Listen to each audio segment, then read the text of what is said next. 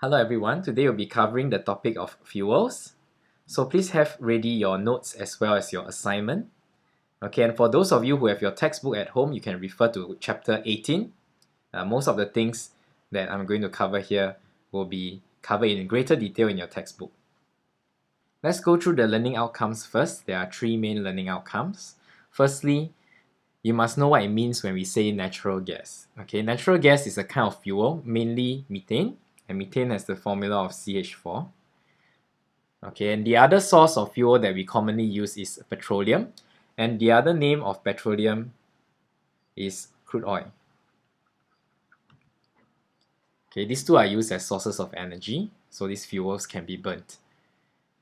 The second learning outcome is that we have to know how to describe the process of fractional distillation into the different fractions of petroleum. Okay, so petroleum is a very complex mixture of different hydrocarbons, and we separate that based on their boiling points by fractional distillation. Okay, the term hydrocarbons, as it suggests, hydro means hydrogen and carbon means carbonate. Okay, so hydrocarbon means any organic compound that contains only carbon and hydrogen atoms. Finally, we will need to be able to state the fractions that we obtain in the fractionating column, okay, and the uses for each of them. So what exactly is a fuel? A fuel is a substance that burns in air to produce heat energy. So it is a combustion reaction, and combustion reactions are exothermic in nature. The fuels that we use, they are usually hydrocarbons. And where do these fuels come from? There are three main natural sources, what we call fossil fuels. Firstly is coal, the second is crude oil or petroleum, and finally natural gas. And all three of these fossil fuels are formed from the remains of living organisms. So if you look at your textbook, there is a diagram showing how these fossil fuels are actually formed. These fossil fuels, right, they are not formed over the time period of weeks or even months. They are formed over millions of years. And they are formed when your living matter decomposes and under the very high pressure acting on them, okay, eventually producing petroleum and natural gas. So in order to extract petroleum and natural gas, you often have to drill very deep into the earth to extract all this out. And so these fossil fuels, right, we'll consider them as non-renewable resources because they cannot be replenished in the near future. So if you have never seen coal before, it looks something like this on the diagram. It is mainly made of carbon with some impurities such as sulfur. So whenever you burn coal, it's always associated with air pollution because of the release of gases such as sulfur dioxide.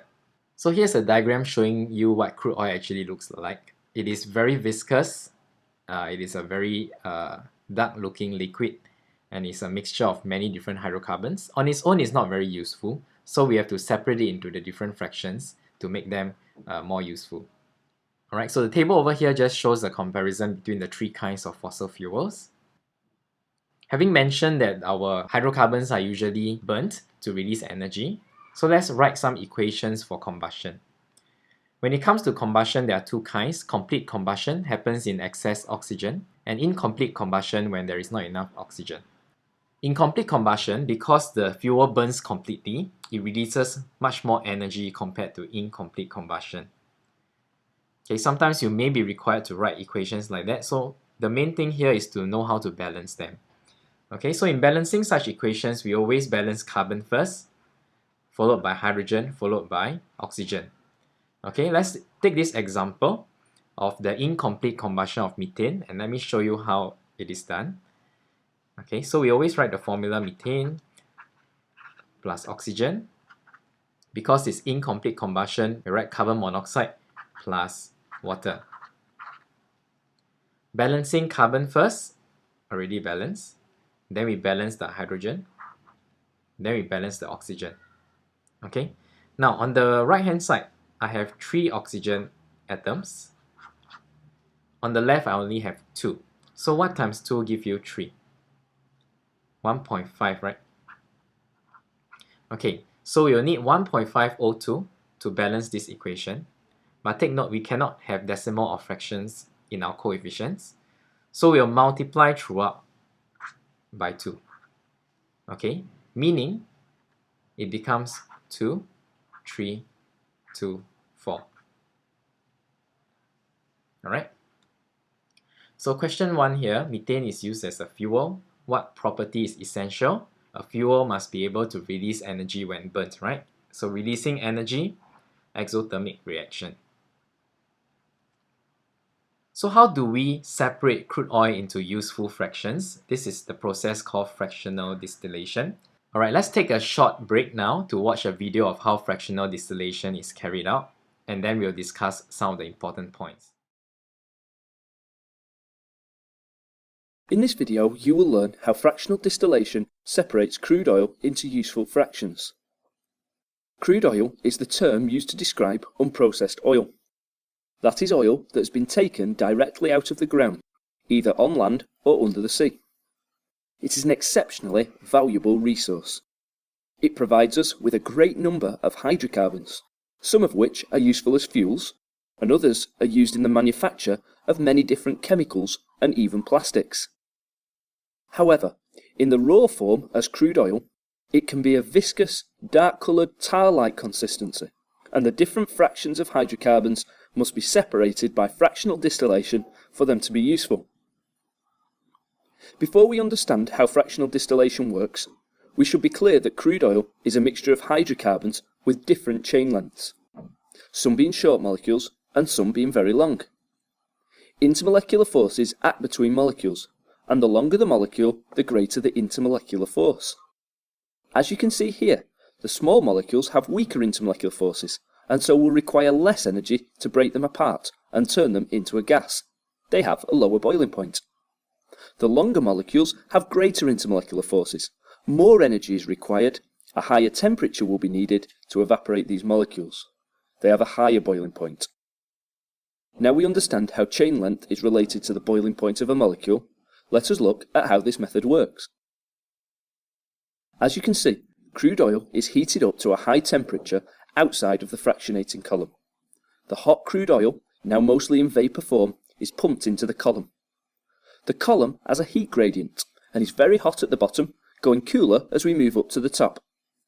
Even at the very bottom of the column, where the temperature is still high, some long chain molecules with high boiling points begin to condense back into a liquid. These are collected at the bottom of the column. The rest of the molecules start to rise up the column, making their way through bubble caps in each tray.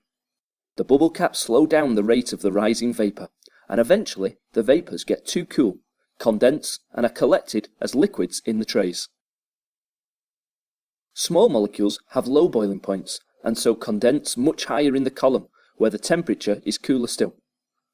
As you can see, hydrocarbons with similar boiling points are collected in the same tray, and this is why they are known as fractions. They are mixtures of hydrocarbons with similar boiling points. Each fraction has some important uses. Some examples of fractions are petrol, useful as a fuel for cars, naphtha, used in the manufacture of chemicals, kerosene as aircraft fuel, diesel oil, used as fuels for vans, cars and lorries, and bitumen, a mixture of large chain hydrocarbons used to lay roads. Now, at the end of this video, you should understand that crude oil is a mixture of important hydrocarbons, and that fractional distillation is the method used to separate crude oil into useful fractions with similar boiling point. You should understand that small chain molecules are collected at the top of the column since they have lower boiling points, and larger chain molecules are collected further down the column as these have higher boiling points.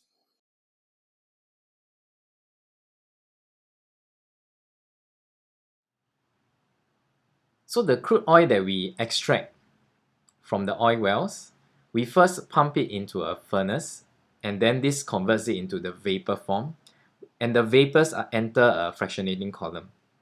Alright, you notice how this is quite different from the laboratory method of fractional distillation. You notice that in the laboratory method, the fractionating column doesn't have so many outlets. Every outlet has a different fraction coming out. Okay, and that's how they are being separated by their boiling points.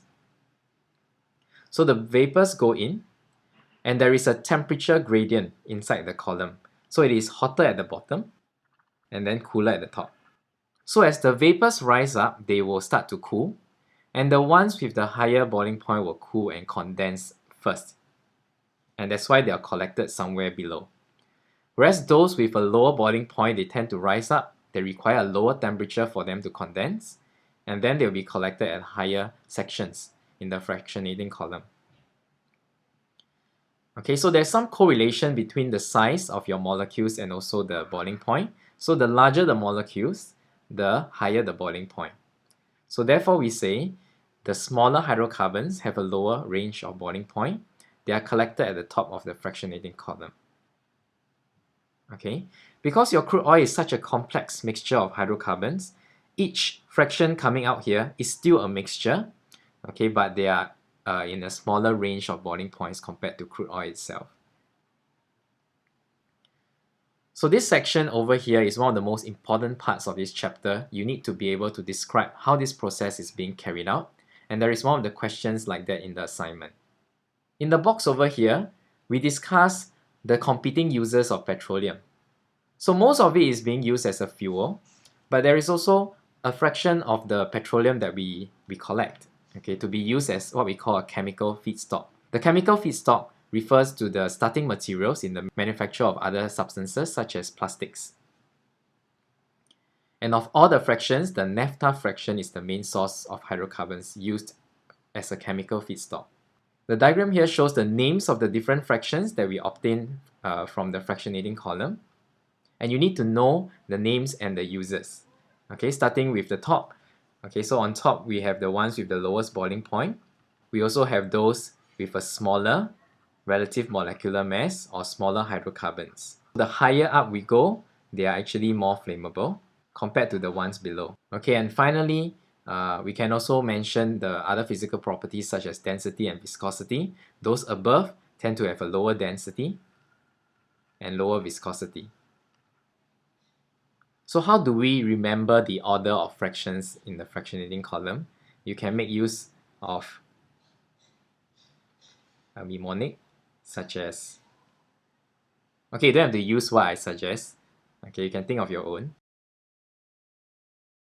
Okay, Peter Pan never knew donkey loves Batman. You can try this. Okay, just like the one that we use in our reactivity series. Okay, moving on to the table here. This one gives in more detail the number of carbon atoms that are present in the molecules and the boiling point range. You don't need to memorize their boiling points, but you just have a rough idea of the rough range of boiling points for each of the fractions we'll do. Okay, different textbooks and sources may give a different values for these boiling points. But more importantly, you need to know the correct order. Another thing I want to point your attention to here is that there are some alternative names. So petrol and gasoline, they are used interchangeably. Gasoline mainly used in the US. Okay, then kerosene and paraffin, if you see these two words, they are referring to the same fraction. Alright, the text below here, I'll leave them for you to read yourself. Let's move on to the checkpoint. Can you spend a few minutes to look at this? Pause the video, okay, and then we'll go over the answers. Question number 2. In order of boiling points, so remember at the top of the column, that's where the boiling point is the lowest. Okay, so using our method of remembering, Peter Pan never knew donkey loves Batman, right? So C is the answer. Question 3. At which position is bitumen obtained? So bitumen is right at the bottom, so it's E. Question 4. In how many of the following can kerosene be used as the energy source? So kerosene is used as a fuel for aircraft. Okay, kerosene is also used as a fuel in domestic cooking.